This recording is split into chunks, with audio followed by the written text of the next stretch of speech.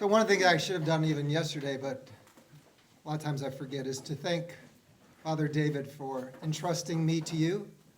All right. I mean, it takes faith. I mean, I'll use it. Deacon Jeff says, "Oh, you should invite Deacon Bob." He doesn't know. I mean, he sort of knows who I am, but he doesn't. All right. And it takes faith. But I mean, recognize. Hopefully, by now you realize I take the responsibility seriously. But I thank you for coming. All right, for caring enough about your relationship with God to take the step in faith, to give of your time. You know, yesterday was just kind of preparation for where I want to go today. And so I don't know what I'm not looking for a response, but regardless of what you thought yesterday, today is going to be less dry. I don't know if you thought yesterday was dry, but anyways. Because tonight I want to take you on a journey, and it highlights where my journey has intersected the rich spiritual traditions of our church. And I share these with you because I want you to then be able to see where in your life you have these same intersections and allow them to propel you forward, allow you to see the larger world that God's placed you in. You know, for those who weren't here last night, again, I'm Deacon Bob Pierce. I have a wife of 37 years. 4 adopted children. I apologize, chemical engineer by training. All right, so that kind of comes with the dryness. You know, there's certain parts of that that are just unavoidable. I was ordained to the Deacon in 2002. So I was 36 years old. I just turned 60 a few days ago. So time marches on. You know, there was a time it was like everybody said, "Oh, all those deacons are old." Well, I was like one of the ones that wasn't. But I'm getting to that place where it's like, I'm sorry, I can't help that. You know, there's certain things I can't stop. But I'm going to start tonight with a question, and I'm going to kind of set the tone by dropping the whole load on you right at the beginning. All right. And we'll come back to this question tomorrow, but am I merely looking for and grasping for tokens and signs of God's love, or do I really want to be drawn into the mystery of his life? Everything we're going to discuss is focused on opening our hearts to the Lord, enriching our walk with the Lord, deepening that relationship with him. And so you're going to see I'm going to stay focused on my notes because, as I mentioned during my homily, I'm just not here to tell stories. All right, I'm here to take us someplace. What I'm going to share began simply enough, and if Meg's already kind of spilled the beans on it. All right, so I was with a group of men's faith sharing group, and we're walking out, and a guy asked me, it seemed like a simple question at the time, but I knew it didn't have a simple answer. He says, "How do you practice contemplative prayer?" I deflected the question in the moment because, first of all, I didn't really consider myself much of a contemplative. And over the next few weeks, though, God started planting things in my mind. And this was the beginning of the answer to that question. And what was kind of a bit of a shock for me is it all fit on a 3x3 Post-it note. All right? And you may say, well, and there was room to spare. And you may say, well, what's the big deal about that? Well, think about how humbling it is that for like 30-some years, I'm journeying with Jesus and Mary and the saints and the church and trying to grow in holiness. And what I have to add to the conversation fits on a 3x3 piece of paper. And there was still room left over. But then and finally, the kind of clicked. It's like, wait, it's hope as well. Because here I was fairly certain that I was holding not only the answer to my friend's question, but to so many other fundamental aspects of the spiritual life. Therefore, you don't have to be desiring for contemplative prayer to benefit from what I'm going to say to you tonight and tomorrow night. It can help with any stage of the spiritual life. Even if you don't consider yourself spiritual, it can give you a fresh look at the world around you. If you want to enrich your prayer life, if you want to deepen that relationship with God, if you want to find more joy walking through your daily life, this is going to provide, at least for you, a roadmap. And the main points fit easily on a 3x3 piece of paper. And so that's encouraging because not only is it going to help you find the path, it can also help you stay on the path. And I make that blanket statement because when my friend asked me, how do you practice contemplative prayer, I almost tried to answer it from the perspective of prayer as a technique. Right? And there's some truth to that. Contemplative prayer has its methods, but that's such a narrow perspective of contemplative prayer. In a broader sense, though, contemplation is so much more, and it can transform your life. It's only in attempting to answer my friend's question in a thorough manner and reflecting on all that God's done in my life that I can now say with a high degree of certainty that Christian contemplation is a journey of the heart, one of a deepening, maturing love, moving ever deeper, ever gentler into the heart of God. It's about a way of life, as you will see as we move along. As such, developing a more contemplative spirit, even if you never want to become a contemplative, can produce good fruit in every person's life. But here's the secret that maybe nobody's ever told you. When we die and hopefully go to heaven, what we're going to be doing is contemplating God. Right? So why not learn now? Right? Let's not leave all the training for later. So this is the cleaned up version of the first note, and then within a few weeks I added a little more detail, and that's pretty much stayed as it is. And you'll find out that my book explains every word on the piece of paper. In these sessions, we're only going to be able to do about 30%. It's about all that's all the time that I want to subject you to. It's just the reality. But here's the thing, and as Catholics, we're blessed because there's so many good things out there, so much on the spiritual life. You could almost argue there's too much. And so what ends up happening, though, is we chase what feels good in the moment, and then it sort of fades, and we go to somewhere else. And what ends up happening is that we end up having this collection of spiritual practices, but we never find ourselves advancing very much in the spiritual life. Why? Because often our lives are an assortment of prayers, practices, and activities, and they don't have a unifying principle that ties them together and points them all in the same direction. And so what I want to do, and I'm going to do these next 2 nights, is to give you that unifying principle, give you the clear roadmap. And so among my many hopes, it really comes down to this, is that you'll find either in my note or really your own version of it. That this is just the seed, that you'll make your own note, and that'll be a simple guide and a reminder of how you can live in that life that God wants for you. All right, so that's the introduction. Let's get into it.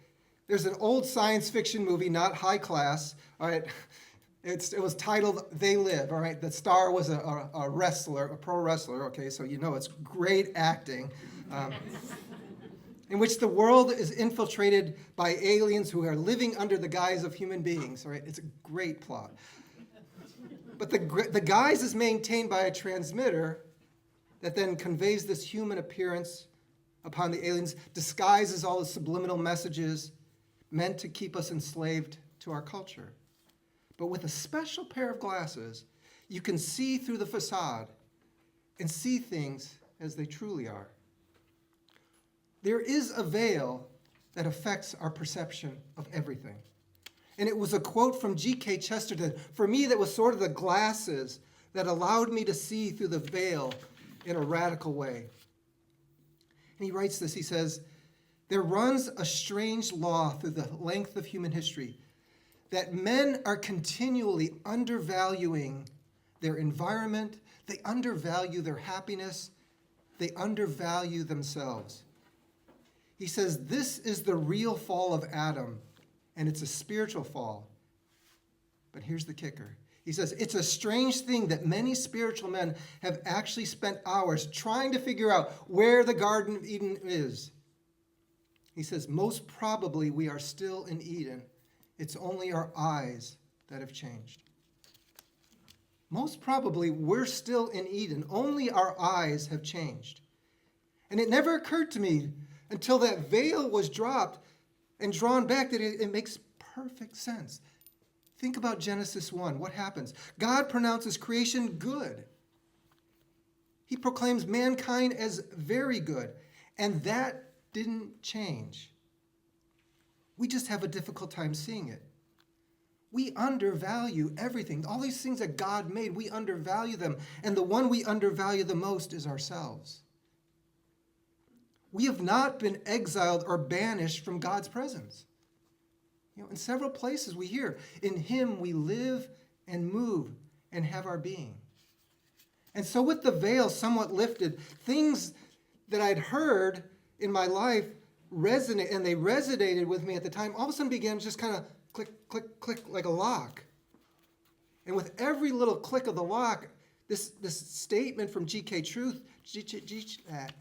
Chesterton was ringing louder and louder.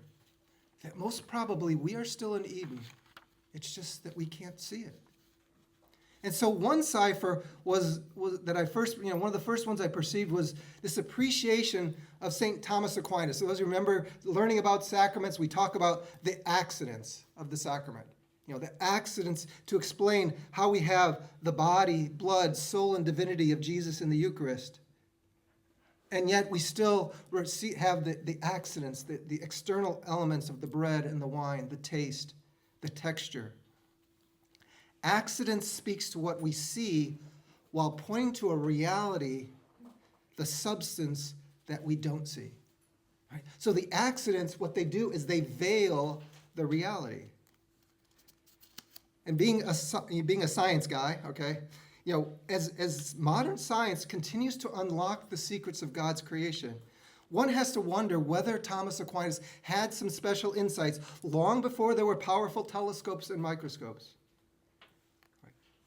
We know from science that which comprises physical matter, the things that you can see, touch, taste, smell, is literally more than a veil to something more. That every atom in creation is made up with, whether it's physical, whether it's solid, gas, or liquid, is almost all empty space. All right, in terms of volume, the fraction of the atom that is actually material is 1 in 1,000,000 billion bits of empty space. So think about it. I mean, think about the creation of the world. At the Big Bang, all of the matter of creation fit into the size of a basketball. Right? And now it's scattered over 100 to 200 billion galaxies. Not 200 billion planets or solar systems. 100 to 200 billion galaxies. I don't care what you think about how hard that wall is that you just walked into. Right. There isn't much there. Again, 1 with 15 zeros after it. But what's beneath the veil? Right. See, so we have the veil. And this was another of the ciphers that it reflected, it was a passage I had heard in a book called The Way of Divine Love. And I'd read this book like 25 years prior to this. And yet somehow it stuck with me. And it just kind of rang back on me. And it's this passage, is a simple exchange between Jesus and this mystic, Sister Josefa Menendez. It got imprinted so deeply on my heart. And so they're walking, and they're in the convent, and says, "Where do you come from?" So Jesus says that, and she says, "I've been closing the windows, Lord." "And where are you going?" "Well, I'm going to finish doing my job." He says, "That's not the way to answer." I didn't know what he meant, and he continued, "I go from love, and I go from love, and I go to love. Whether you go up or down, you are ever in my heart, for it is an abyss of love." Whether you go up or down, wherever you go, you're in the heart of God. And it's the same message that Dr. Eben Alexander relays. Dr. Alexander is a neurosurgeon so somebody who understands all the stuff related to the brain. And he was attacked by a rare brain illness that left him in coma. And pretty much about the day they were going to pull the plug, he miraculously recovered. Right. And what he related in great detail in this whole time, this whole week or whatever, forever that he spent, is what is it? He says, this is what's beyond our world. This is what's beyond the veil. What is the essence of the world in which ours is intertwined? He says, love is the foundation of everything. Love is the most fundamental, unconditional form that undergirds all of creation. That's what's behind the veil. And so with our hearts now open to this chosen place where God desires to encounter us, let us now learn how to walk with him there. What does it feel like to walk with God in his garden? Across 13 days in May and June of 2018, my wife, Donna, and I walked about 210 miles in Spain from Oviedo, which is where the face cloth of Jesus is at. You go into, remember in the tomb, he had the face cloth and the shroud. Well, the face cloth is in Oviedo. And so we walked from this place in Oviedo to Santiago de Compostela. And we ended at the bones of St. James the Apostle. This pilgrimage opened my eyes to what it means to walk with God in the garden. Now, please understand, you don't have to go on pilgrimage to Europe to have your heart open. Being too much of an analytical person, I had to go on pilgrimage to have my heart open. If you get the opportunity to go on the Camino, by all means do it. But I could have learned these things at home. And I'm here sharing them with you. But see, for me, God was done, he's kind of like, I'm tired of waiting on you. It's been, you're already ordained 16 years and you still don't understand this. He knew that I had to get away from everything if he was ever going to reach deeper into my heart. It's not as though God, hadn't made himself known to us in many ways. In addition to the story, all right, that you heard yesterday, we have 4 adopted children from 3 separate adoptions. And every adoption, God gave signs, messages to keep our hope up. So for example, the first time we adopted, we went through a private agency to adopt an infant. And I'll talk more about that in a little bit. But when we adopted the second time, we knew we couldn't afford that. All right, and it was really expensive.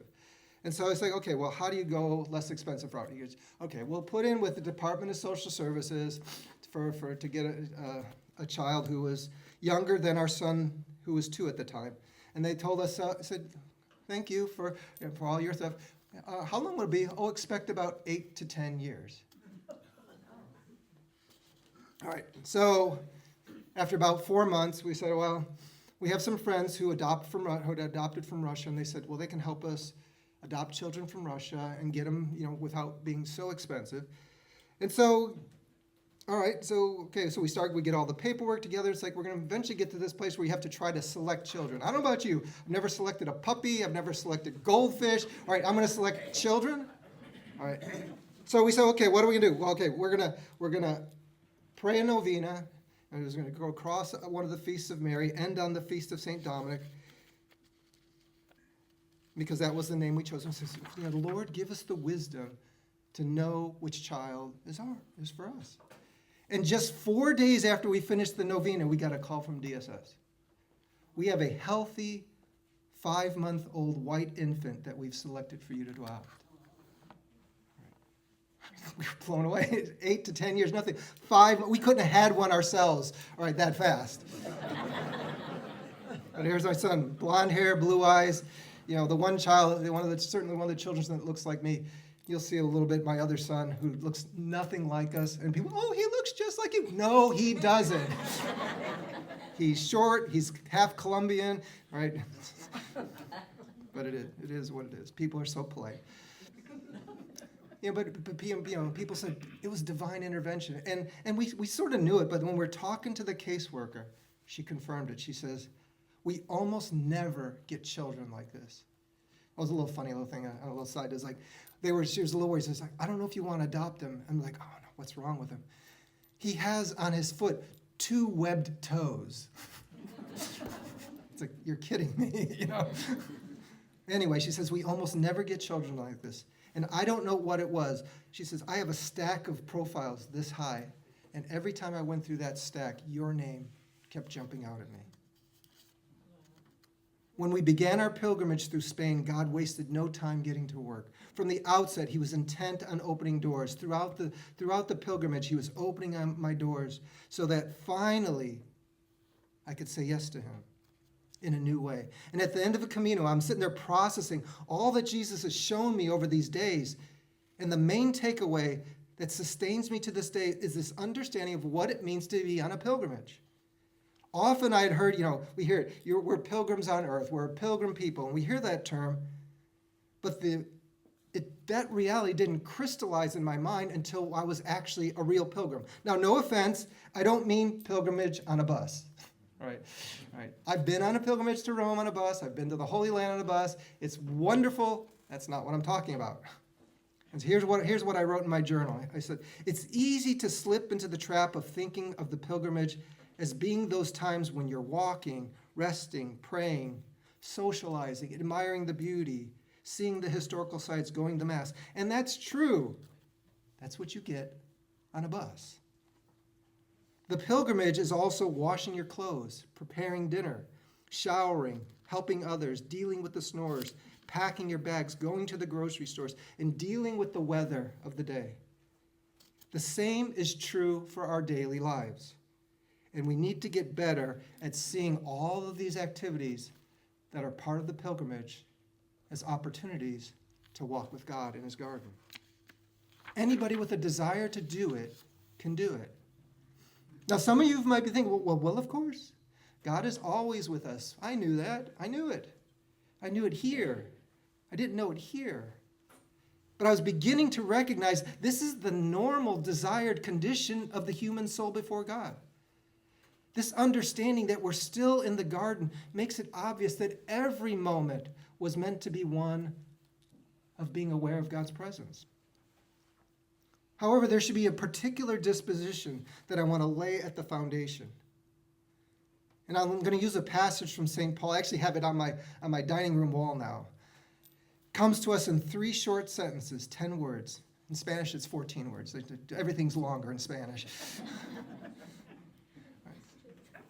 This understanding that here it is. It's 10 words. Rejoice always. Pray without ceasing. In all circumstances give thanks. Every sentence is the key to a treasure, and the beauty lies in the simplicity. So that's 1 Thessalonians 5, 16 to 18. It's God's will that we be rejoicing, prayerful, thankful people. Now, I can probably hear, even for retirees, I can hear the objections, because they're the ones I made. I don't have time. Right? Where am I going to find the time to rejoice always, to pray without ceasing, in all circumstances to give thanks? I didn't have the time. And then Jesus says, yes, you do. So this first key, rejoice always. Right? As we're starting to learn, the entire universe is crying out for us to join in its song of rejoicing. All things, great and small, have seeds of wonder and joy in them, such that rejoicing can be something we experience throughout our days. But it will only happen when we stop taking things for granted. In each of our lives, we're going to have opportunities to catch glimpses of the joy of God. At times, God pushes the door slightly ajar, and the light comes in, and we say, oh, that was a God moment. And so recognizing is kind of the first step. I mean, think about it. Who's not heard the whisper of God in the sunrise or the sunset? In the soft breaths of a sleeping newborn? In the innocence of children playing? Right? I'm sure a few of you found it on the beach. Those are just small glimpses, just the beginning of the greater rejoicing that God wants for us. But now that God has this door ajar, and we have some idea of how God comes to us, the question is, are we going to then listen more intently for his knock and invite him to stay longer? Because we don't need the extraordinary events to find joy. We just need a fresh look at the ordinary. It's a rejoicing that then reaches out to others. You rejoice with the widow who rejoices because you visited her and brought her communion. You rejoice with that family who rejoices that somebody cared enough to provide them a full meal at Thanksgiving. We can learn to rejoice always because it's not nature, and it's not the friends, and it's not the material things in which we rejoice. It's the incomparable goodness of God in every one of those things. When we learned that our first grandchild had been conceived before marriage, we rejoiced because my son and his girlfriend chose life. When we dropped my oldest son off at the community for the drug addicts, we breathed a sigh of relief and rejoiced because we knew he would be safe.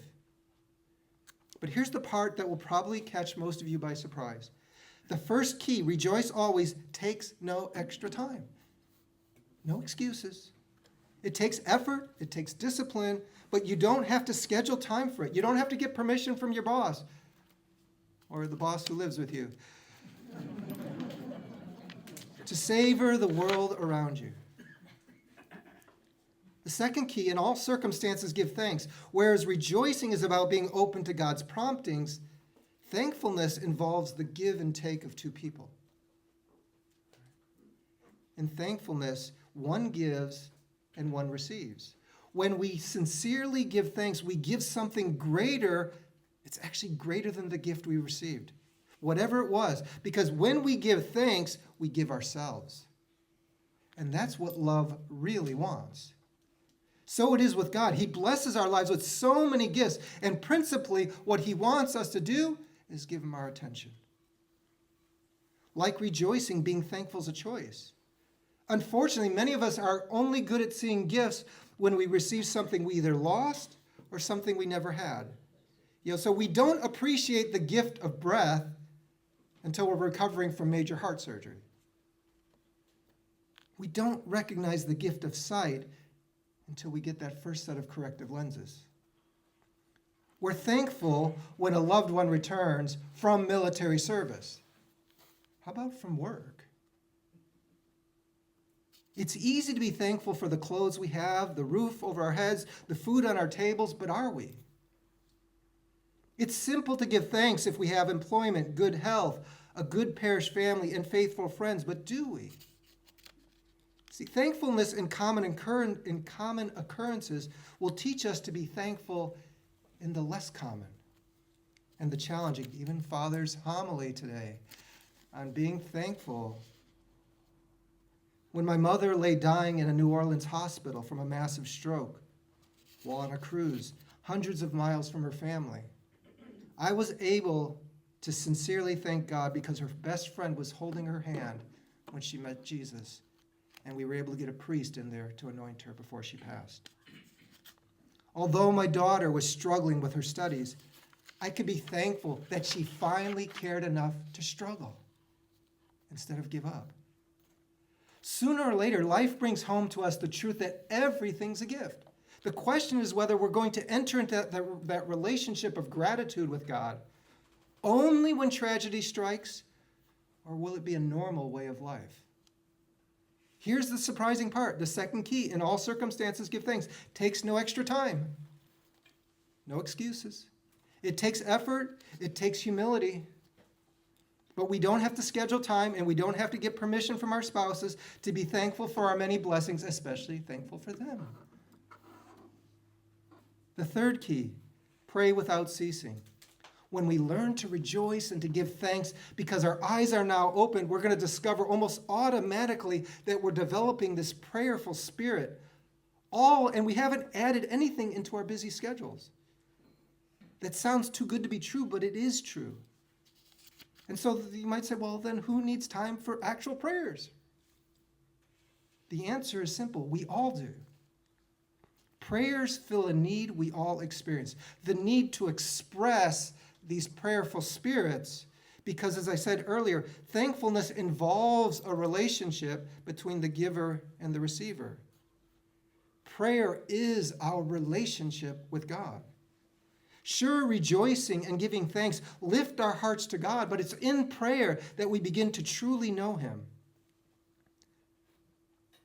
But is our time consumed with so many other relationships? our sports teams, our hobbies, our jobs, but not the one relationship that's the foundation of them all. But I still haven't addressed that question, how do we pray without ceasing? Because we need to know the difference between praying and saying prayers. Otherwise, we would have to continually say prayers from the time we get up to the time we go to bed, and really almost none of the confidants even do that. Thankfully, the Catechism just gives us this simple description of prayer. Prayer is the lifting up or raising of the mind and heart to God. Therefore, we can always do that. There's nothing that prevents us from communicating with God in and through everything we say or do or celebrate or even suffer. Guess what? Having this prayerful disposition takes no extra time. And so all three dispositions required for drawing near to God, for living in joy, for having this unshakable confidence require no space on your calendar. And they can transform everything on your calendar. If we have a disciplined, generous heart, the transformation is there for us. That which veils our eyes can begin to be lifted. And so this should encourage you if you're struggling in your spiritual life. If you sincerely want to draw closer to God and walk with him in the garden, but you think, I don't have the time or I don't have the capacity. In spite of what you might think, it's not a time issue. It's really just an awareness, an awakening, an attentiveness, an act of the will, a choosing to look at the world through a new set of lenses. The next cipher to align for me is what I'm going to call, it's a little heady, but I'm going to explain it. It won't be so heady by the time we're done. But it's called the 4 levels of metaphysical awareness. Okay. When I say metaphysical, it means that which is beyond the physical. That's what metaphysical means, beyond the physical. Why is it that essentially every culture throughout history has had this sense of the element of transcendence? A sense that there's a conscious presence in the universe beyond what we can see. And so these categories, these encounters with the metaphysical can be lumped into 4 broad categories. And the first are those who say, well, there's nothing but the physical. And we know that this is a minority. They've just become a very vocal minority. But as I kind of discuss in the book, their worldview is not consistent with what science tells us. A lot of fascinating things. And I think that's why we're actually seeing this shift now in the world. We're seeing a shift back towards people seeking God. In the second group are those who are aware that they're of something beyond the physical. They encounter the metaphysical at this level of consciousness. They're conscious of themselves being in contact with a greater consciousness. So these can kind of be followers of Eastern religions like Hinduism or Buddhism or pantheistic philosophies. Even agnostics might fall in this. The third group is those who encounter the metaphysical at an even more advanced level. And we talked about this yesterday. Beyond consciousness, they become aware that something, or more specifically, someone, exists in some kind of a relationship. The metaphysical is not impersonal. And the metaphysical being sometimes enters into relationship with human beings. The foundation of all existence isn't just conscious, it's also relatable. And so this is why this is who you have to thank for having to learn about the Roman gods and the Greek gods and all those terrible things you had to learn in high school. Because that was their attempt to respond to this metaphysical awareness of relationship. And the fourth group knows something. We know something even more profound. That awareness proclaimed by St. John the Evangelist. God is love. In other words, the metaphysical foundation of creation is a someone who loves. And creation exists as the place where that love is revealed and shared. Because God is conscious and in relationship and is love. It makes sense that then different civilizations and individuals will encounter God somewhere on that spectrum. It'll also explain, maybe, if you've really tried to journey with God, sometimes you experience God just as consciousness, and sometimes you're aware that he's in relationship, and sometimes you know that God is love. But the thing is, it's always been love. That's always been the foundation. It's just that we're not always aware of it. Again, that assertion from Chesterton that we're probably in the garden means that the encounter was and is always about love. If we could see past the veil now, the way we will see past the veil when we die. God is not distant. All right, now I'm going to shift gears a little bit, and I want to talk about how God is much nearer to us than we realize. All right, these relate directly to these 4 levels of metaphysical awareness. All right, because our universe is a magical place. All right, given to us as this gift. And every time, again, the scientists unlock one of its secrets, they discover all this tapestry of new mysteries. All right, in the book, I offer a series of insights from 2 other authors, Father Robert Spitzer and Gerald Schroeder, on the directions that science is going in related to these 4 levels of metaphysical awareness. And so, for me, scientist, engineer, this was one of the ciphers. All right, and it's difficult, but I'm just going to restrain myself to just a couple relevant points, all right, because they relate to what I'm trying to drive home. Any more than would be too much for anybody except the nerds. All right, I know we got a few nerds here, but yeah, I saw a couple hands go up. This universe in which we find ourselves isn't just any universe. The intelligence that formed it is super intelligent, designing it meticulously to be lived in. In short, the universe was created. It hasn't always been here. It didn't come out of, didn't randomly come out of nothing. And the science is becoming clearer and clearer that the universe was created by someone. And so the scientists know, so picture that wall, and it has all these knobs and dials and all these different things that we can adjust. And for the universe to exist, they all need to exist in this narrow range. And because of physics, we actually have the ability now to test what the range of each of these knobs and dials is before you get to a place where life cannot exist. And so they can actually quantifiably measure the impact of changing these parameters. And so they can actually calculate the probability of our universe existing in a manner that supports life. And this is so fascinating because if you actually start talking to people who are in the astrophysics community, they agree that the arguments for the supernatural design are just overwhelming. And so Father Spitzer, he's kind of citing these articles. He says, the odds of our life-supporting universe arising amidst everything that's in it is exceedingly, exceedingly remote. That its notation is written like that. And again, scientists recognize it's not just 1e to the 120. It's 1e to the log of 120. It's a big number, okay? Or a small number, however you want to take it. In the absence of any natural explanation, it's highly improbable. So to give you a little perspective, so picture again, we know like 1 over 100 is 1%, and 1 over 10,000 is 0.01%. Well, the number in the denominator for the probability is so large that if you were to write it out by hand, it wouldn't fit in the solar system. We're being, so the conclusions, so again, a little heady, but it's important for us to understand, because we're kind of overwhelmed by the scientific world around us, that we now know with a high level of confidence that the universe was made by God. And so that automatically moves us into this second level of the metaphysical awareness.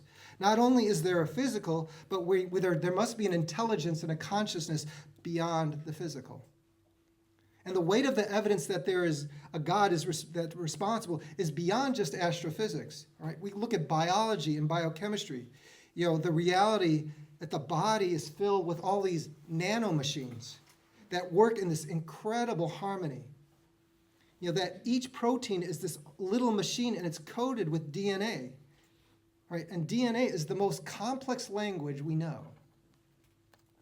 They say that the human genome can encode 750 megabytes of data, which means like 100 full-length novels. That's how much data is in your DNA. And so when people start talking about the chicken or the egg, it's like, I don't care who wrote the chicken's DNA. The chicken didn't write it. There's no human beings to write it.